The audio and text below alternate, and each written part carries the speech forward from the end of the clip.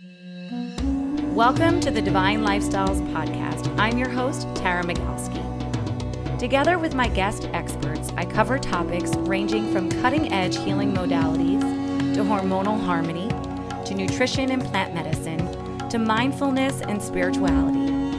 My goal is to educate and inspire so you can create your own divine lifestyle. It's time to dive inward, rewire your brain, and heal from the inside out.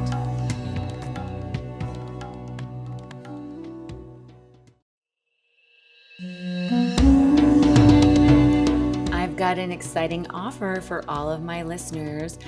The free Divine Daily Practices video series. Get simple practices to release anxious thoughts, sharpen your intuition, and rewire your nervous system in less than 10 minutes a day. Come on over to my website at divinelifestyles.com/divine daily practices. And over the next week, you'll receive a complimentary self-care system to drop into your authentic self and activate your divine intuitive wisdom. I hope you enjoy. Welcome to the Divine Lifestyles Podcast. I'm your host, Tara Magalski, and today's guest is Barbara With, who has a very interesting story and background and career. She is an international peace activist, award-winning author and publisher, psychic channel, composer and performer, workshop facilitator, and international speaker. She is the founder of Conflict Revolution, a revolutionary way to resolve conflicts of the psyche based on her work channeling Albert Einstein. Okay, let's get into it. Yes, ma'am. Let's go. So so many questions. Okay, so first of all, when did you first know that you were psychic? I first started officially, quote unquote, channeling in 1987. However, I had gone to a psychic in high school, which was 1970. So I was very familiar with the process. I was a big fan of Edgar Cayce and Jane Roberts.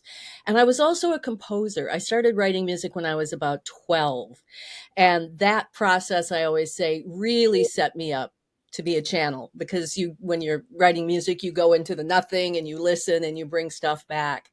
So that was my career path, though, was I was going to be a rock star. And I got out of high school and went right on the road, but I guess there were other plans. So I'm talking quickly about the psychic abilities, and then I want to go back to a little bit about your childhood. But I know so many people are curious about being psychic. And so how did you discover your abilities? Was it through the composing? I think so. I started to put words with music, and that process of it was not something that I thought about like, oh, look, I'm psychic. But when I started to go to the channel and started to kind of learn what this world was, granted, I was only about 16 or 17. So it's been a long, long road of discovery. But when I started to channel was kind of a spontaneous automatic writing experience. And it was very familiar. It's how I wrote songs. I would just sit down and write a song. I would not belabor it. And so it was very familiar to me, but still kind of surprising. Wow, that's really cool. They say that when you are a musician and artist, you do have to tap into something otherworldly to, one, get your inspiration. But I have been at concerts before where I have seen two musicians working off of one another and all of their songs are channeled. And wow, is that such an amazing performance, because they're picking up on the collective energy of the space. And literally I've seen over them like a portal, an opening of light. It's really transcendent to kind of see the process happening before your eyes. And it's a much more complicated process for me, playing music, especially with other people, which I did for probably the first 20 years of my life as a profession. it's very, very complicated, and it's very intricate in what you're exchanging. It isn't just sound, you know, there's the words and the meaning, and then there's, as we're using our bodies, at least if you're a singer or a breath instrument, to push out the meaning and push out the power of the music, and so we become speakers ourselves. Yeah, it's a very, I just think I love it. I'm so blessed to have been given these gifts. So, Okay, let's back up before we dive into the work you're doing now. And I have so many questions about the channeling of Albert Einstein. So let's go back to who you are. Like, tell us a bit about your story. oh, I'm so used to talking about Albert. I was raised in a very uh, tumultuous household. There was a lot of abuse and a lot of trauma.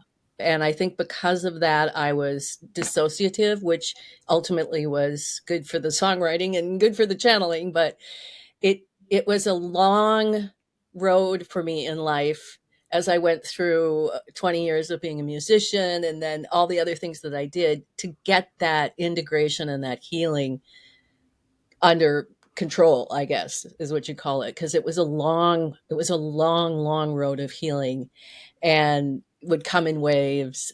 But it never stopped me from this enormous amount of creativity that I've also been blessed with. So I have 11 books that I've published, and I've been everything from a development director of a nonprofit to a candle maker to an insurance agent to a real estate agent. And so I've had all of this wonderful, wonderful life experience. And through it all, I've kept doing this mission. So it didn't really start out like this was my job or this was what I was doing. It was something I was brought into. And now at this age in life, I have dedicated myself to taking this message worldwide and taking it as far and wide as I can, because I think this is the time in this world today, this crazy world, where inner peacemaking is the answer. Yeah, I couldn't agree with you more. I love that you have such a vast, experience. And I feel like same with me. I have like all these crazy things I've done. But now I'm focusing really on the legacy work. And this seems to me like your legacy work.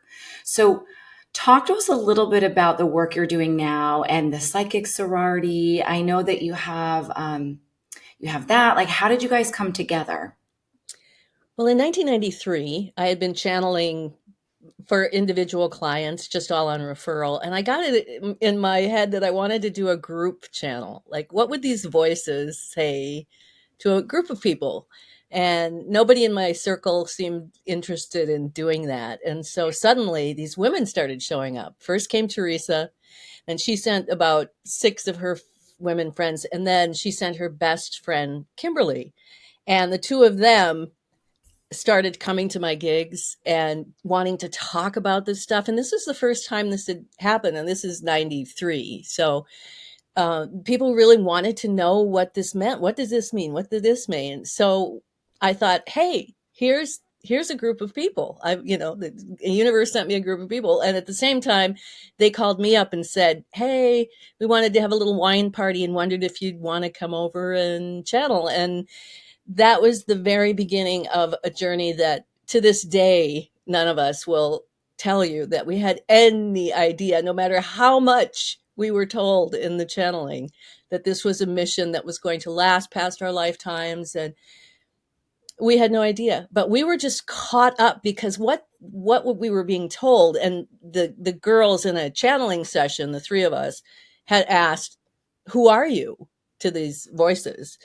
And I had always been thinking I was just an antenna. I was picking up information on a higher level and translating it back. But the voices said, you can call us angels. Hmm. And I was very skeptical because I don't know, really angels? But we decided that because what they were telling us was revolutionizing our lives and creating miracles for us. And what they told us was there were these angels and they had come here to help humanity with peace. And they had this theory, this process that they needed some real humans to test. And their theory was that if we resolve the conflicts in this internal way, like they were going to show us, that the byproduct would be world peace. So, of course, we were like, sure, we'll do it. And then, of course, we had our first fight. And we took the transcript from that group and just read it. And it was amazing. It was an amazing turnaround. And all of this is in our first book, Diaries of a Psychic Sorority. But from then on, this process that we were fleshing out, we'd listen to the channeling and then we would have to, have these interactions with each other and then have the wherewithal to go, oh, wait a minute, what did they say? How are we supposed to do this? And step by step and fight by fight, we created Conflict Revolution, which I then started training as a staff development at a nonprofit I worked for. And it became an anger management class and a personal empowerment class. So it really had a lot of applications with it. And I was doing my own workshops. I have been since then too. So that was really how the Psychic Sorority came about and created the groundwork for this work. And that led to, after our first book came out, I got a call from a tabloid in London, a paranormal tabloid, who had heard about the book, and they wanted this interview with Princess Di on the 1 year anniversary of her death.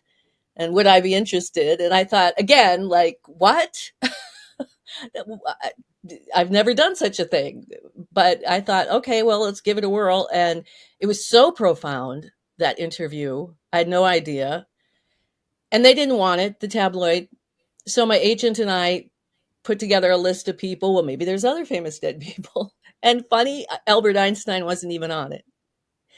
And we started to do these interviews. And when we got to John F. Kennedy, which is also absolutely fascinating, he said, put your list away. We're going to tell you, because we're a group of souls who've been working in the afterlife for world peace. And I was like, angels, blink, blink. Is that, you couldn't really reveal yourselves then? Or is this something new? In any case, the next person on the list was Einstein. And when I channeled Einstein, it was the voice of all my channeling from the very beginning. Hmm. And I was just shocked. It's like, what are you trying to tell me? That this voice has been coming through me. And yeah, it was very, you might think that it, like, oh, Albert Einstein, hey, but it was really a challenge to understand what this has been through the years. But he was so profound, and I thought in 2005, I thought, let's just do one little book for him. I had no idea what they would say. I thought I'll just channel a bunch of transcripts and then I'll edit it. But what ended up happening was, in that book, turned into Imagining Einstein, Essays on M Theory, World Peace, and the Science of Compassion. He delivered from afterlife a unified field theory, which is something he never did in life. And it included what we call the map of human consciousness, which is how human consciousness interacts with energy to have this physical experience. And he delivered a scientific, quantifiable definition of compassion, with a capital C, as the fifth fundamental force of the universe, and then set about to explain everything. And it was a challenge because I'm not a physicist, I'm not a scientist. All I wanted to be was a rock star. And yet here I am, and he's saying, Google black holes and take these terms and put them over here. And out of that came this theory that, again, took a while for me to come out of the closet with.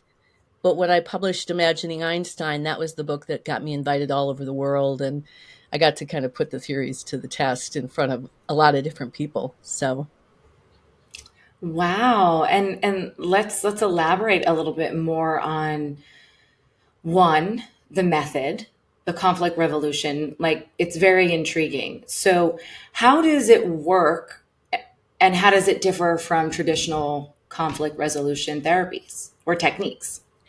conflict resolution is about I think it's about people coming together to resolve conflicts that you have together. And it's about understanding each other's needs and having compassionate communication and being respectful, etc. Conflict resolution is not that. Conflict resolution is what we do with ourselves. And it's it's very easy to understand, and I think everybody can see elements of what you already know, what you already practice in it. And so very basically, we work with what we call the three human dimensions of intuition, emotion, and intellect. And we position them: emotion in the solar plexus, intuition in the heart, and intellect in the head. And according to Einstein, there is a flow of compassion that flows from the center of the earth up through the earth and into our bodies. And it flows through these three human dimensions, giving us this human experience. So when we do conflict resolution, those three human dimensions are non-physical. So you can't see them. But when we examine our conflicts that are playing out and then revolve the focus, revolution, back to ourselves and start to do a very simple analysis of what's going on within our model, we get to see where the root of that trigger outside ourselves is within us.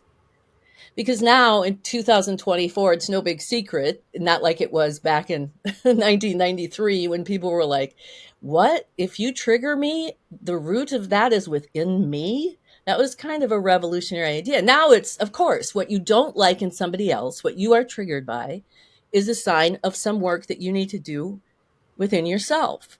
Yeah. So the kind of the basic premise is that we've been taught and grown up thinking that emotion and intellect are sort of one energy.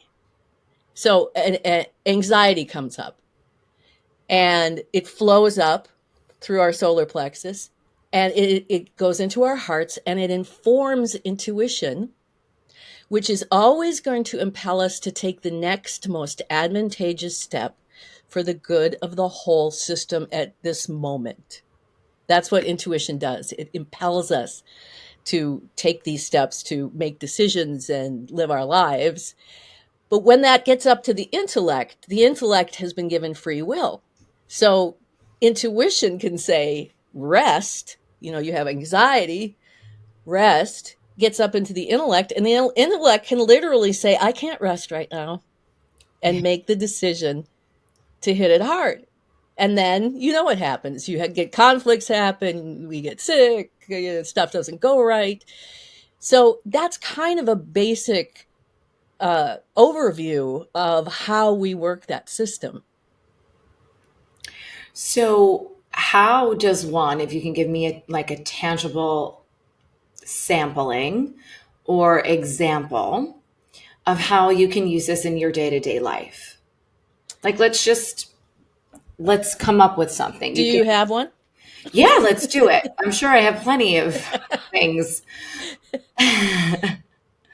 So what do I have? Okay, so what kind of conflict am I dealing with? Okay, this is a great one. I have conflict with some of my neighbors who we have a piece of property on a lake, and they have overstepped, parked boats in front of our house for many years, and they have no license, they have no legality, but they just said that they've been doing it for years, so they're going to continue to do it. And so we've been in conflict with them for the past 5 years, saying, well, could you move your boats over? Can't really have your boats parked in front of our house. And they're like, yeah, we can. But now it's starting to move in the right direction. So that's a conflict. Well, I would say that this simple conflict, just like any conflict, if you would come to a workshop, I'd ask you to bring one and we'd outline it and then we'd pull it apart to see what part of it is the intellect, what part of it is the emotion, and then what is intuition ever impelling us to do. So I think probably the most challenging part of this is that we are so used to thinking about conflict like, okay, you got your neighbors, it's been 5 years, there's a whole bunch of stories behind it, there's actual stuff that has happened. When we use conflict resolution, we're going to use those details, but we're going to detach from that. Okay. Because the idea is that the root of your trigger with that, and it's not that they're not doing these things, but the root of your trigger with it could very well be something completely different. I think I know what my trigger is with it. Mm-hmm. I think it comes down to feeling that my boundaries, like that there are no boundaries, and I'm a big boundaries person based on my childhood traumas. And I feel like my boundaries have been crossed and it's creating feelings of unsafety. Yes.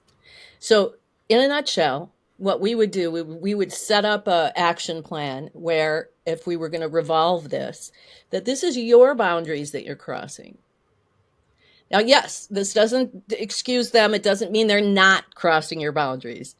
But when we go in and we find out where am I not respecting my own boundaries and what's the emotion behind it, because the next step behind it is when emotion marries to a thought, that gives it life. So your emotion might be coming up. It might be remnants of childhood trauma.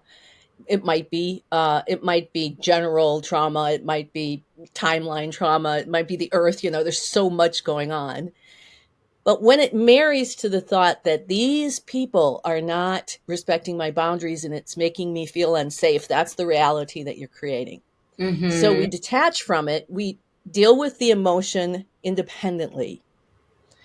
It doesn't have to do with the neighbors. It doesn't have to do with the boat. If there's whatever it is, unsafe, anger, we use our breath and our present moment to realize that this is not about anything but moving that emotion through our body and not allowing it to marry to any thought.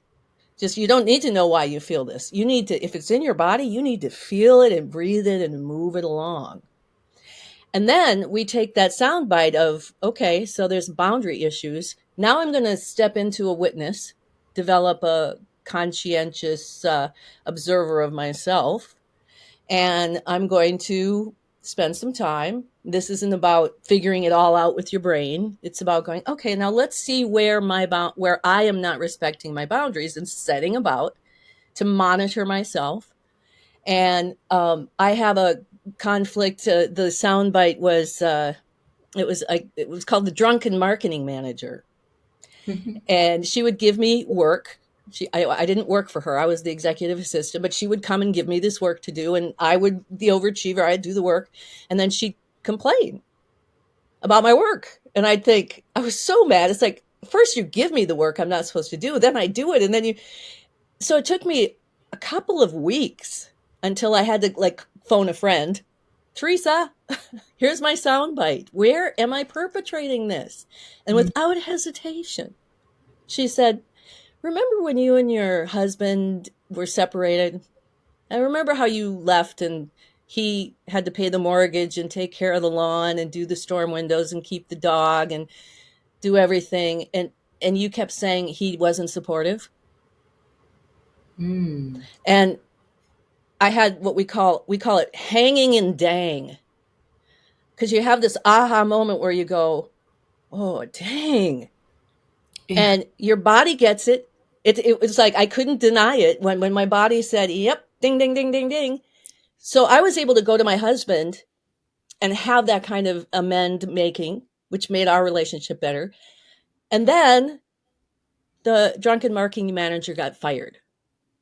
So when we change our energy, we affect how things manifest outside us, probably because now we're making different decisions.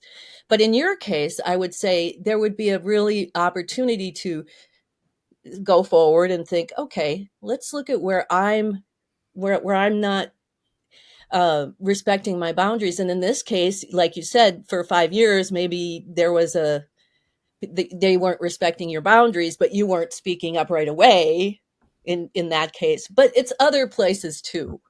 And Mm-hmm. when we get it and we heal it and we fix it there, stuff begins to shift naturally around us. People change. They either rise to the occasion or they go away. That's true. That is true. You can only change yourself. All change starts within, and then you'll notice people will start to drift away.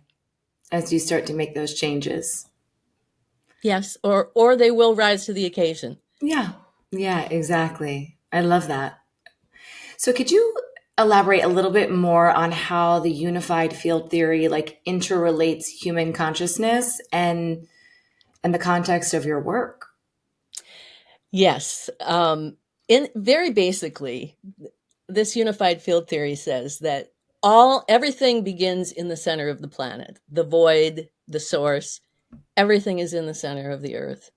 And we start at what's called a compilation of consciousness. So you have your compilation, and compassion, this fifth fundamental force of the universe, impels energy to step out of the nothing into the zero, from the 0 point into the everything. And it creates this circular membrane domain, sort of like a compass, compassion compass draws circles. So it creates this domain, and it surrounds all of the mathematics that are going to be you. So your DNA, your parents, where you are, everything, what time it is, all of the mathematics, everything you're experiencing begin in this compilation. And from there, a gravitational wave leaves the center of the planet and it makes its way to the surface. And as it does, it begins to divide. And it begins with emotion, then it adds intuition, then it adds intellect. And now we have the human intention and the human structure that then burst forth, creates the body in this lens where everything's separate and it's projected, and then we perceive it. So we're having this human experience. But the wave continues on into the heavens and hooks up with the edge of the Earth's electromagnetic field that runs from the South Pole to the North Pole around the Earth. And it gets sucked back in, back down into the center, and it begins again. So the spinning string has all of the mathematics that are needed for us to have this human life. And the condition, as I said, of these three human dimensions really dictate what gets manifest in the lens of your physical experience. So kind of knowing this, when I train this, knowing this bigger picture, which is, you don't need to do conflict resolution, for heaven's sake. You don't need to know all that. But there's something intrinsically powerful about understanding just how deep our power goes and seeing it, seeing what we have control of, what is our domain, what we don't have control of, and then how to sort of master all those things together. It's very exciting work. Wow. So what kind of research did you and your colleagues and friends do while channeling? Well, it was interesting because when we started out and they were angels, and really it was all about this resolution of conflict amongst us, amongst the three of us, and how we start with ourselves, and that they were reflections of me and I was a reflection of them. But then when I got into Einstein and we took this turn into the science, into the unified field theory, and imagining Einstein came out, it was his thesis for why conflict revolution works. And so that part of the research wasn't like the first part where we were having actual fights and then using our own process to feel our way through, and it's such a amazing time really to be doing such investigation.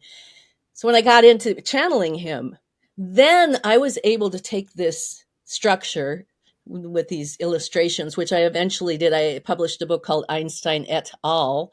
And illustrated this. So it's all illustrated and you can see the whole structure. Then I started to present it to people, to amateur physicists and amateur chemists and science teachers and just people in general, and started to get feedback from it. And it was pretty amazing to watch. I would do a workshop and I'd start with nothing and I would draw the whole unified field, and then people would sit in front of it like it was a mandala and just like, oh, and you can see everything. I can put everything on this map, absolutely everything on this map.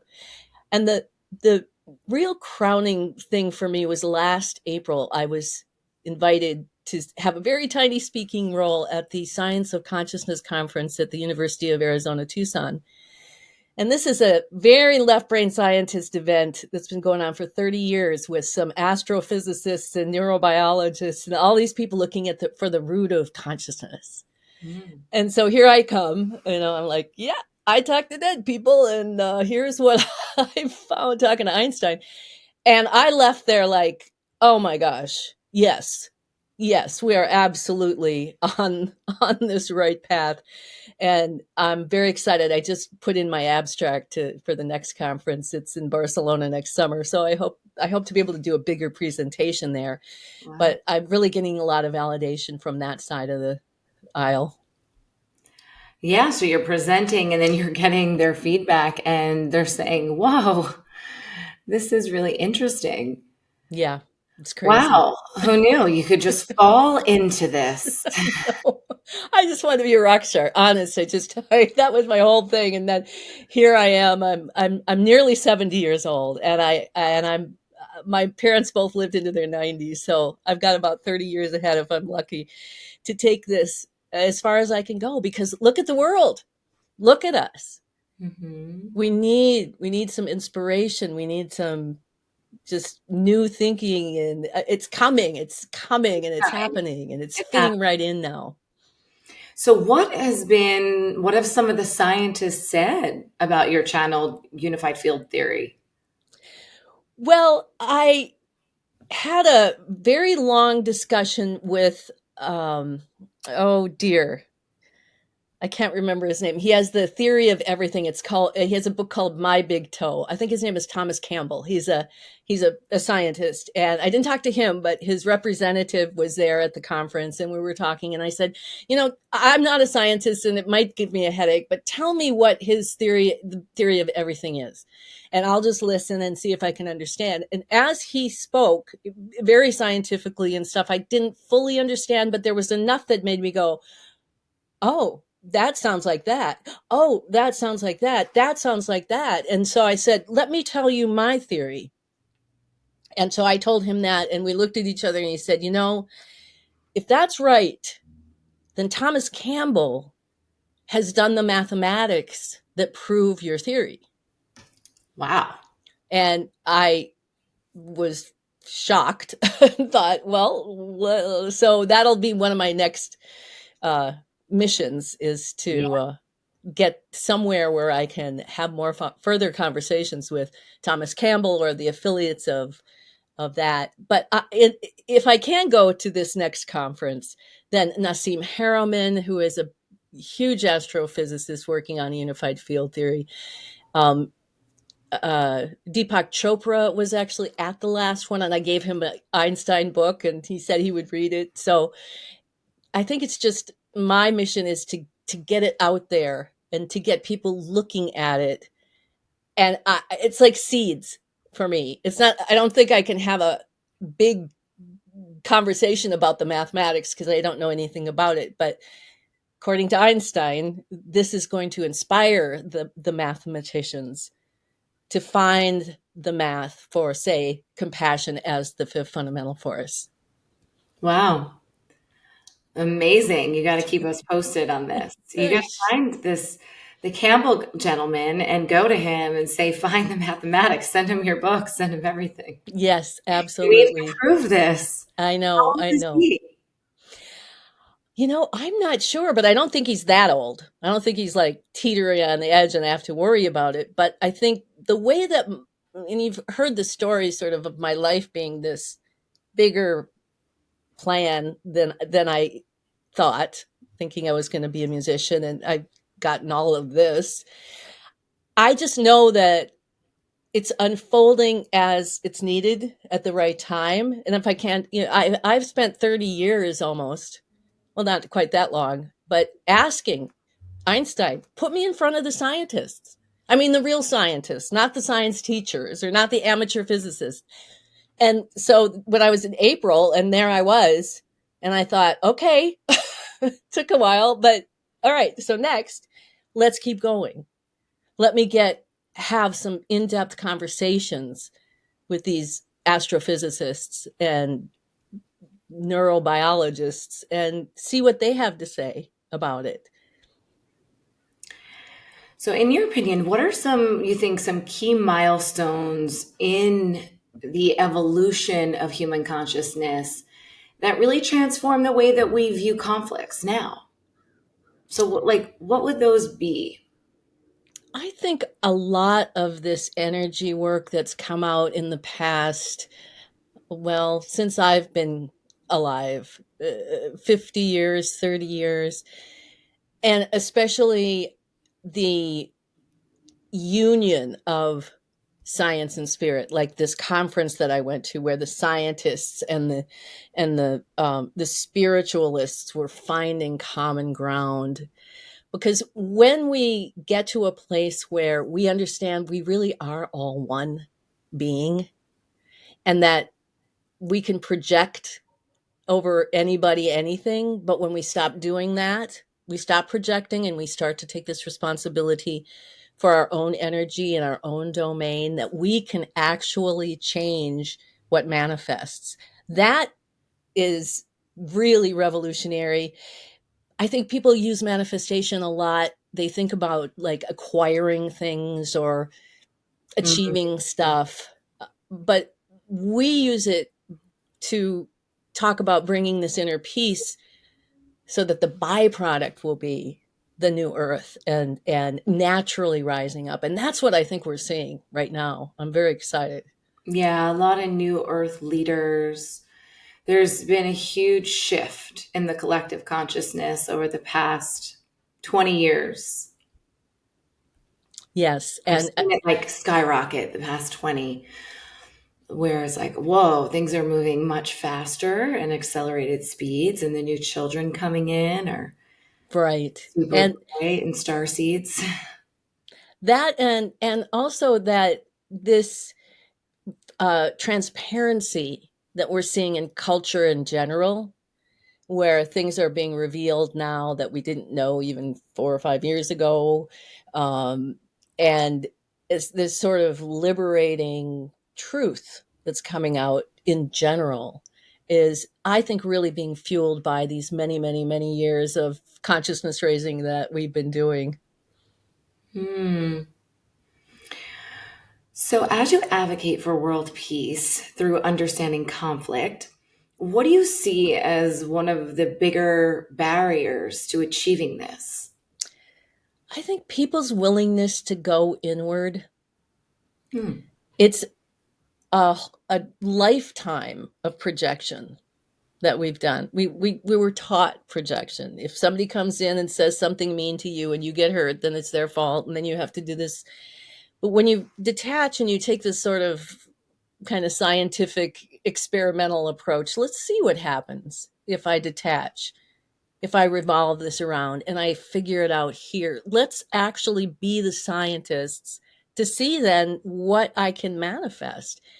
For some reason, people sometimes have to be in like their back against the wall or in some kind of bad situation to force change. So I think that's maybe one of the biggest impediments is people's willingness to actually go in. That is very, very poignant. I'm like, so true, so much truth in that. How do you think that individuals can contribute to a more peaceful world? I am such a big advocate for this work. I think that peace has to begin with us.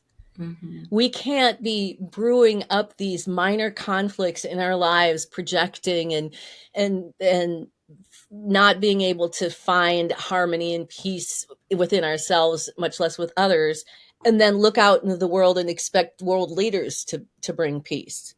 We have to do it. And people overlook that. They think it's not important, or you know how it is when we're doing this personal work. There's this tarot card, the Eight of Pentacles. I don't know if you're familiar with tarot, but it's this apprentice and he's pounding out these discs and he's got like eight of them and they're all the same. And the message is, yeah, we're working, we're doing it, we do the same thing over and over and over and over, but by doing so we become the masters. By doing it over and over and over and over, we become the masters. And people discount that. They just don't think they have power. They don't think it matters. They don't draw the attention. And it's just kind of a laziness sometimes. I mean, me too. It's easier to just crab about something and blame somebody else than it is to look at yourself and affect change. But it's the most powerful change that there is. And it's what I think we come here as humans to do.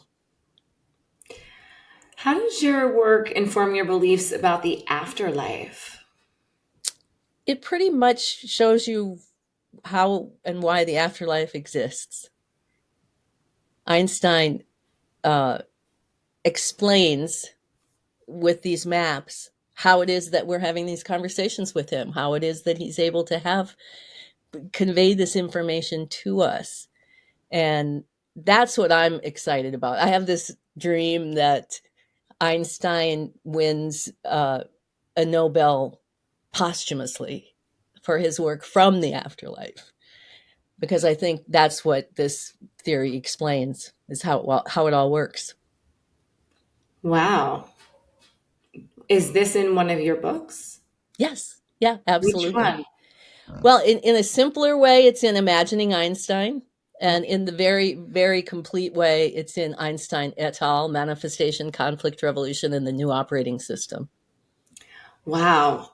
So interesting. You have to make sure you send me the link so I put them in the show notes, okay? Absolutely. Email them to me. So, for those that are listening who are grappling with their own lives, their own conflicts, what are some practical, tangible steps or mindset shifts that they can do that you would suggest so they can move towards resolution and peace? I'd say three things. One is you have to be willing. You have to be willing to step outside your comfort zone and be the change, to be the experiment. And secondly, if there was one thing I would tell people that is, it's a baby step, and we take baby steps, we go on baby steps, is that emotion and intuition are two completely different. Emotion, intuition, and intellect are three completely different energies, especially emotion and intellect. And if you can begin to experience them separately, even if you're just, you set about your day and you're thinking, okay, I'm going to witness this. I'm going to witness myself. I'm going to try to see what this is. And then you're in line at the supermarket and you get triggered by somebody in line with too many items in the express lane or whatever.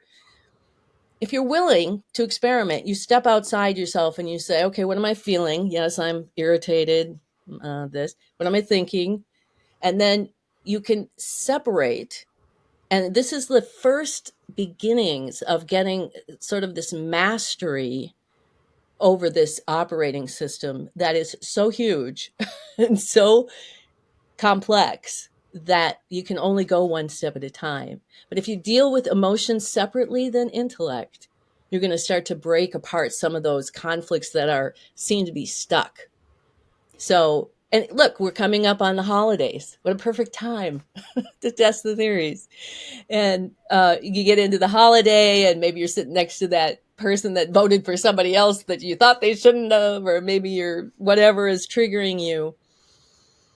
Breathe the emotion. Breathe the emotion through you, through your body. Try to get it off why Uncle Harry is such a jerk, or whatever you're thinking is doing. Just be breathing. And then know that what you're triggered by, that's a gonna be a mirror for you. So get ready to revolve and do some experimentation. See who you are. It's hard to see yourself being less than stellar. It's hard to see yourself not respecting yourself, but it's the only way that we're going to be able to master our system, is to own everything. Yeah, it's interesting. As you were speaking, I was getting a lot of like presence. Presence is key. Like breathing and being in the present moment can really help you decipher. And I had another question just regarding my own personal experience. So I'm an empath, so I get a lot of like messages, but if I'm not sure, like if my intuition is being clouded by my intellect, I'll get a feel, it will come through my body in a physical sensation. And then sometimes that can lead to an emotion.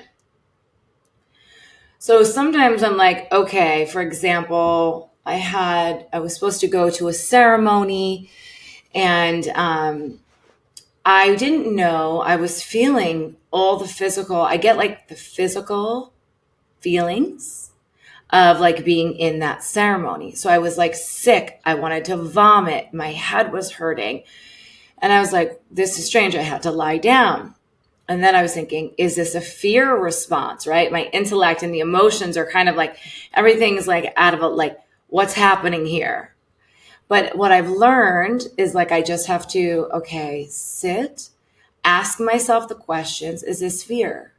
Where is this coming from? What is the root of this? But being someone like I'll actually get the physical sensation can be a little tricky. I also had this when both my parents got sick and died. I actually felt what they were feeling. I could feel when I was in another country what my father was feeling, and I had his symptoms. So, do you have any insight on that? Well, in the first part of what you're talking about, you have it because when you get that feeling, you get that sensation as the empath. If you can completely disengage intellectually to a point of not completely, but you're still observing yourself, but of letting yourself feel and breathe without having to know why or where or how, because it's going to then inform your intuition. And you know, probably like I know, is that when you're waiting for intuition to inform you and you don't hear anything, well, maybe it's just not time to do anything. Maybe there is nothing in that moment to actually do but feel and breathe, to be in that present moment. And then intuition can guide us when the time is right for that next step. Are you supposed to tell them? Intuition will know. What are you supposed to tell them? Intuition will tell you, right? And if it doesn't tell you, then you don't know. And what you're talking about, that incredibly empathetic gift of being able to superimpose yourself over someone else. And what I see there is that you have your compilation of consciousness. It's in the center of the earth with everybody else that you're dealing with, including your parents and your friends and etc. So your father and his compilation is superimposed over because the electromagnetic energy. And so you can just completely be in his compilation, feeling everything that he's feeling and having all of those experiences, which also adds up to how you can be an empath with anyone. Actually, when you get down to that root, you get into their information and it becomes a part of you, travels up that wave, and then there you are in your physical body with it. Mm. So what a gift. Yeah, I started to experience it after my mother died in 2008. And then when my father, I would be able to sense and feel like what was happening with him. He was using drugs for like the latter part of his life. And I would be able to go, oh goodness, like something's wrong, or I must go to him or something. It was strange. So I started to just, it was really with him. Um, and then now sometimes if I'm in like groups, like in a ceremony with groups of people, so it's just, I could like tap in, but I try to protect my energy at all costs because sometimes it could be quite uncomfortable. Yes, and it's certainly not always something that we can control. I totally get that. But I think we can have a mastery of it much more than we sometimes give ourselves credit for. I hear a lot of empaths just going, "Oh, it's just the way it is. I'm just so empathetic." It's like, yeah, yeah. And yet, as an empath, there are ways to really master your energy so that you can at least minimize some of that discomfort. Yeah. Yeah. It's always a work in progress. So, if you could leave one legacy for future generations regarding conflict resolution and revolution and consciousness, what would it be? I think the legacy that I am leaving is this incredible communication with Einstein from beyond the grave, and the brilliant information, not only that he has and the party, and it's a big party, have conveyed through me, and I'm very honored about that. But also the story of my life and how that happened is a tribute to, I think, the truth of what it is. And I'm really excited about this next year coming up, and dedicating the rest of my life to a world peace tour Hmm. and going wherever I'm called. So, what was the best and most insightful piece of advice you have ever received? I think I will probably go to my grave thinking that compassion as the fifth fundamental force of the universe is maybe the most brilliant thing that I've ever heard, and then the explanation for why that is. It's just I someday it is going to have a major impact, I think, on science and spirituality. It has not as major as I'd like it to be, but I think that's it. And we can read and learn all about your work on your website. Where can everyone find you and all your amazing books? Yes, barbarawith.com. Come to barbarawith.com. And I would like to extend to you and to all your listeners an opportunity to have a reading with me at half off, and give Amazing. you guys a discount for that right in time for the holidays. I have some gift cards on my website, barbarawith.com, and they're quite reduced. So if you want one or want to give one, gift one to someone, please feel free. Amazing. Yes. And just because I'm not sure when will be airing, I would love if maybe we can create a Divine Lifestyles code. So for the listeners, everyone here, you will just look in the show notes and you can reach out to Barbara and just mention Divine Lifestyles and you'll get your discount. Absolutely. Thank you. Thank you so much for being here today. We're also going to link in some of these amazing books that I'm super excited to read. So make sure you check out Barbara and you stay tuned for our next episode. Thank you so much for being here. Thank you, Tara. Thank you for listening to this episode of Divine Lifestyles Podcast. Don't forget to subscribe, rate, and review us wherever you get your episodes. If you really loved this episode, screenshot it and share it on social media. It will help us to continue to make an impact. With gratitude and love always, keep illuminating your path.